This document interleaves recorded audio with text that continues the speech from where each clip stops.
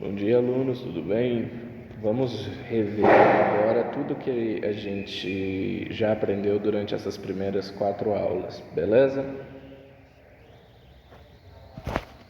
No sexto ano, o que a gente tem? O conceito de meta-história, ou seja, os conceitos por trás da história, periodização, o que é história, como foi criada, onde foi criada, história como construção social e, por último, a gente vai ter a aula sobre a capacidade lógica, né? O que é isso? A capacidade de você entender a história como uma sequência de argumentos, certo? Nesse meio tempo, o que a gente aprendeu ainda não entrou a questão da periodização em si. A gente falou dos períodos, mas a gente não entrou neles. As próximas aulas a gente vai entrar nesses períodos, vai iniciar na história, vai iniciar desde a criação do homem e assim sucessivamente até chegar na queda de Roma, que é o final do sexto ano, certo? Vamos para o próximo. Sétimo ano, a ideia de modernidade. A ideia de modernidade aqui não é a mesma ideia de modernidade que nós temos nos dias de hoje.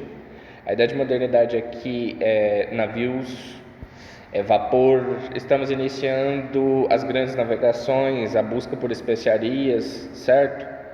O motivo principal dessa saída, especialmente de espanhóis e portugueses, para fazer a navegação em volta da África, a busca por especiarias. O que são essas especiarias? Pimenta, canela, entre outras. Por que eles buscavam essas especiarias? Para servir de tempero na comida.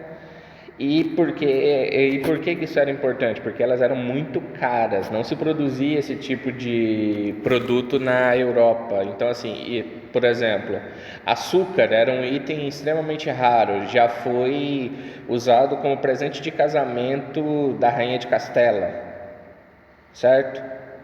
Então, beleza, aí a gente já aprendeu sobre essas grandes navegações, o motivo pelo qual elas ocorreram, eu não vou mais entrar assim muito em detalhes. A gente aprendeu sobre a estrutura e a criação do Estado. O Estado moderno com um governante só, que vai começar a ocorrer no fim das cruzadas, quando os nobres vão falir depois das grandes guerras que eles vão travar lá no Oriente. Esse Estado está diretamente ligado à criação do que a gente chama de protocapitalismo ou mercantilismo, que é uma forma anterior do capitalismo que vai levar a Europa a se expandir. Se expandir para quê? Procurar mercado, procurar novos territórios e procurar produtos naturais que não havia. Por exemplo, no caso do Brasil, eles vão procurar uma resina que tinha numa madeira chamada pau-brasil. Agora vamos para o oitavo. O oitavo inicia com a Revolução Francesa e esse tema eu vou dar um pouco mais de destaque porque é um tema muito importante para todo mundo, porque é um tema que cai em qualquer tipo de vestibular aí tranquilamente, certo? Inicia como uma revolta popular e à medida que o rei vai fechando as estruturas, ou seja, ele fecha a Assembleia Nacional, ele manda o exército e a polícia prender as pessoas e ele começa a se tornar cada vez mais autoritário. Lembrando que a gente está num período onde a imprensa já existe, onde já temos uma série de outros mecanismos e onde a população está passando fome. Isso vai acabar gerando uma revolução e ele vai acabar perdendo a cabeça. O Palácio de Versalhes vai ser invadido, ele vai tentar fugir, vai ser preso na fronteira da Espanha e vai ser guilhotinado, certo? A partir daí o governo passa para a mão de um conselho entre jacobinos e girondinos, jacobinos como radicais e girondinos como reformistas, e inicia-se as guerras externas. Todas as monarquias, a Europa era só monarquia naquela época, começam a reagir a esse novo governo, mandando seus exércitos para cima. E aí você vai continuar uma guerra que vai durar até mais ou menos por volta de Napoleão Bonaparte. Ainda nós estamos aqui por volta de 1790, 1795, beleza? O que vai acontecer? Um dos lados racha que é os jacobinos, e toma o poder para si, que vai iniciar o período diretório. Por quê? Porque o governo inicial não deu certo. Esse governo jacobino vai ser chamado de diretório, e ele vai estar muito ligado à questão da radicalização, ou seja, vão tentar acabar com o cristianismo, vão tentar mudar os dias do calendário, vão tentar acabar com tudo aquilo que lembrasse a monarquia. Isso vai gerar uma onda de gente guilhotinada que pode chegar até 1/4 do país inteiro, certo? E enquanto isso, as guerras, a pressão, todos esses conceitos, eles vão levar a população a ainda mais à miséria. Então, o que a gente está falando aqui é um governo que ele sai de um rei que matava pessoas e que tinha uma miséria muito grande, que tinha impostos muito caros, e continua a mesma coisa, certo?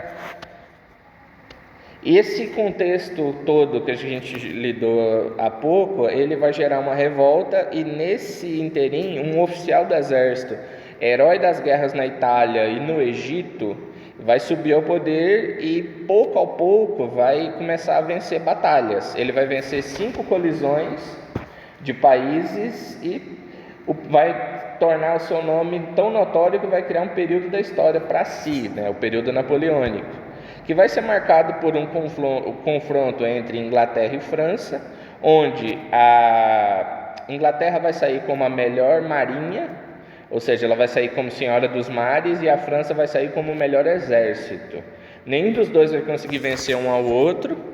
E assim, o Napoleão, depois de tantas vitórias, ele vai tentar invadir a Rússia. Eu já abordei isso na questão da logística e por que ele perdeu, mas ele foi praticamente varrido pelo inverno russo, certo? E aí ele foi derrotado pela 6ª colisão. Quando ele voltava para casa, ele foi derrotado, mas ele volta ao poder e tem o governo de 100 dias, e depois ele é derrotado de novo numa cidade da Bélgica chamada Waterloo.